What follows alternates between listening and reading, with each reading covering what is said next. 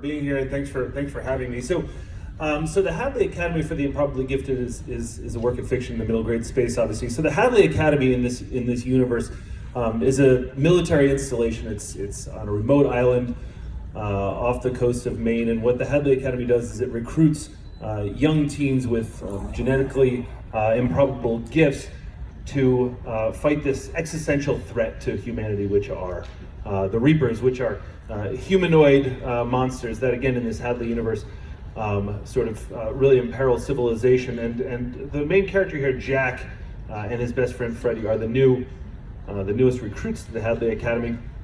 The thing is, Jack is actually entering the Hadley Academy at a really unique time in the 1,000-year history of the Hadley Academy.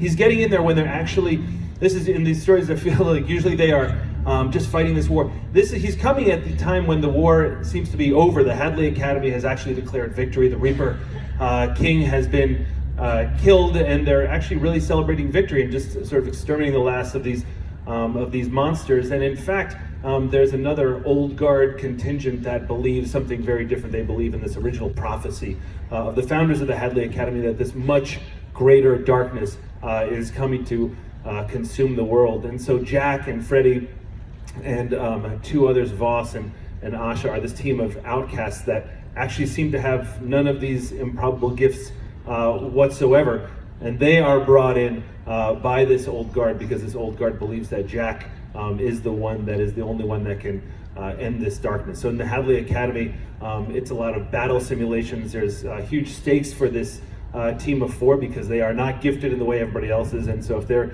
kicked out, that has huge personal implications for them in their life. But really, more importantly, this is a book about a darkness that is coming that people just don't see, can't see. There's no evidence of it, and yet these 4 young people are really the ones that have to figure this out, and all 4 of them have this dark secret. And the thing about secrets is that they're almost impossible to share, as we know in our own lives, and the only way for them to actually identify what this darkness is, to see it coming, is for them to actually confide in each other and trust each other with these secrets, which form this puzzle, which comes together and actually starts to help everybody else see what this darkness might be. But that's where the story sort of takes off. So I want to talk a little bit about the characters because they're so well developed, and a lot of the research we see about middle grade books is that kids are now wanting characters that kind of replicate their lives. It's not all just, 2 parents, a wonderful family home, and these characters have depth. I mean, there's one, I believe, with an alcoholic parent, one had a father who was killed in Afghanistan. So kind of just talk through, and I know you were saying last night when we had dinner, there were some personal stories that these kids are based on. So can you talk through a little of how you develop them? Sure, yeah. So I was actually born in Poughkeepsie, New York, which is a small suburban town in upstate New York. But when I was about 10 years old, my parents divorced when I was very young, and my mother decided she would be something, I'm going to say a term I don't think you've ever heard before, I hope you haven't. She called it an urban pioneer, which meant she wanted to go into Jersey City in the 1980s, which was about as poor an urban area as you can possibly get into and as dangerous as one as you can get into.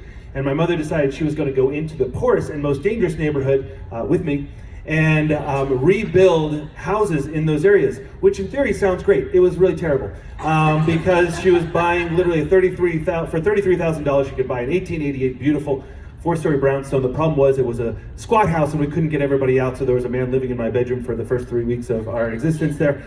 We lived across from a crack house. The drug dealer was the mailman, and so we let the narcs use our roof, and then we had to testify against the drug dealer, and then the drug dealers came and busted out of jail and burned our house down. Those are sort of stories from when I was this age, right, from about 10 to 14. And the reason I bring this up in terms of the characters is that I went to a magnet school in the single worst public school district in the country, literally the worst. And I was in this world, 400 kids in this tiny little school, 40 different nationalities of those 400. Extremely multicultural, extremely multi-ethnic.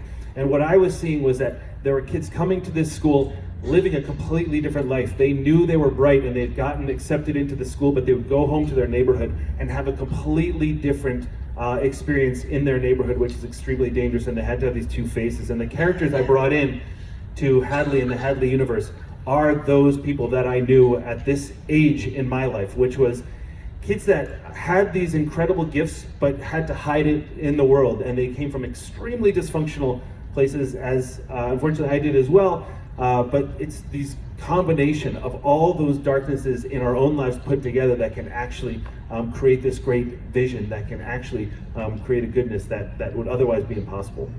I think the most fun part is the squatter who lived in your house was named Mr. Flowers. It's a weird name for a guy. Part of the family, right? Okay.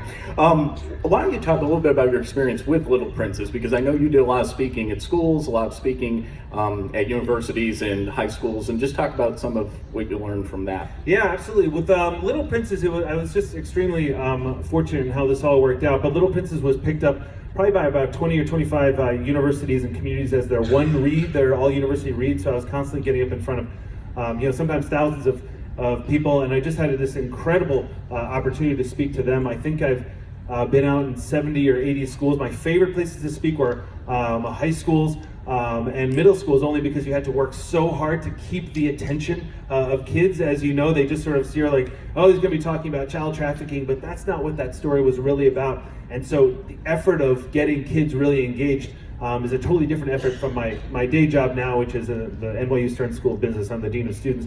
But my day job and that world is constantly just getting in front of people and keeping them entertained, which is the most exciting thing that I can do, and I personally love doing it. Well, we were really excited to work together. One last thing I just want to talk about before you leave is kind of just the overall themes of Hadley Academy. You alluded to some of them, but I think what made this really unique as I read it is you had a great Christian and moral message, but it wasn't preachy. It was something that I think was really accessible to kids. So maybe just talk about what you hope a child would walk away from.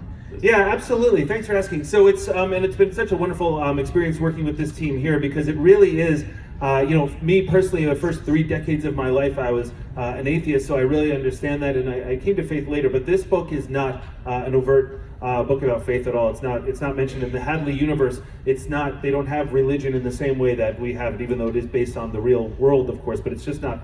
It's not alluded to. And so in this case, it is really stories of darkness and light. But the things that I want kids to take away from this book, in the Hadley universe, this is not a place where there's a few people that are gifted. In fact, in the Hadley universe, everybody is born genetically with this improbable gift. And the reason that the Hadley Academy chooses these specific kids to raise up and become operatives and really combat this existential threat is that those are the ones that understand that they are different. And even though at this age nobody wants to be different, but in fact it is that difference and uniqueness which is the most powerful thing in you, in the world. And so these recruits are the ones that have what we call a breakthrough. They are the ones that actually accept, understand, and explore their uniqueness, because that's the greatest power. So I'm just desperately hoping that when kids read this book, they'll see that yes, they do, and they have categories that have, all kids will start to recognize which category they fall into, whether it's kinetic, theoric, systemic, or expathic. And these are just sort of not just personality traits, but they're traits of like where you thrive in the world, even though you don't want to be that person that thrives in the world like that. It's an absolute unique thing to them. And so everybody has a gift, but what I want kids to walk away from is it is only through exploring the absolute uniqueness of you that makes you different, which is sometimes uncomfortable, but takes a lot of bravery. That's how you make the real impact in the world. Well, thank you for being here. Appreciate it. And Conor's going to be at lunch, so if you have a chance before he flies back to New York to stop and say hello, I know you'd love it. And we're looking forward to marketing this. Thank you. Thank you so much. Thanks, man.